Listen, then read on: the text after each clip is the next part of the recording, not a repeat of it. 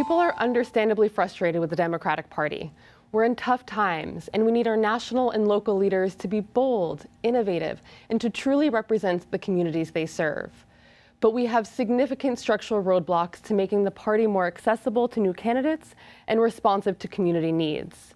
And part of this starts with the most local level of party governance, the county committee. Now, in theory, county committee gives people a direct say in their party's decisions.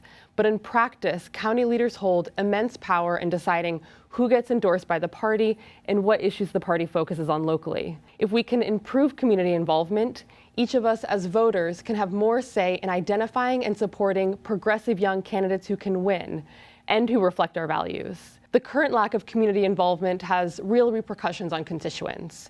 We have county leaders in New York City who oppose issues like gay rights and abortion access, which are core Democratic tenets, and then who choose candidates and party leaders who share those beliefs, moving our party backward and cutting out voters' say in the process. How does this power imbalance happen? Well, one, many people are appointed to county just to hand over their vote as proxy to leadership, giving up direct representation. And two, meetings are really rare. Most work actually happens by executive committee behind closed doors without community input. And as a result, there's a county leader with 450 proxy votes for committee meetings. And there's a county where members were appointed without their knowledge and without their say in what's going on in their neighborhood. This impact cannot be overstated. One of the major roles of county is to decide the Democratic candidate in a special election, or when a sitting legislator resigns in an off cycle. And because incumbency is very hard to beat, and a lot of our open seats are thanks to indictments, this process plays a critical role in determining the makeup of our state legislature. County also supports their backed candidates with political connections and financial and legal support. So if someone is trying to run as an outsider who's unaligned with their leaders' positions, county can make it very difficult for them to run. In September's primary, young progressives in 3 Bronx seats ran against socially conservative county-backed candidates and lost. We deserve more from our Democratic Party. We deserve dynamic candidates from outside the political structure who are invested in, who are encouraged to run and can win, not continually told by party leaders to wait their turn.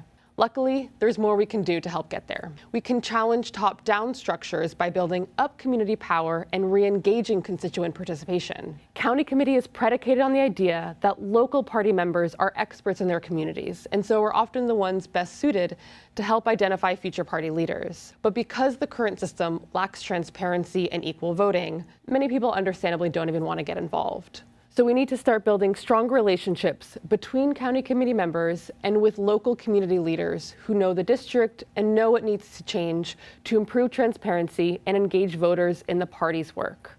So what can you do? 1, look into your local county committee. If you're a member, look up your bylaws. What's blocking progressive ideas and direct communication with voters? Then, get to know other committee members and hear what issues matter to them. Lastly, collaborate. What do you collectively want to see change? The county system is entrenched because of multiple interconnected structures that resist large-scale change. And so it requires that we focus on deepening community-centered approaches. We all have a stake in our party, and we have the tools to move it forward. But if we're truly going to be the party of the people, we need people to have a say in our party's decisions.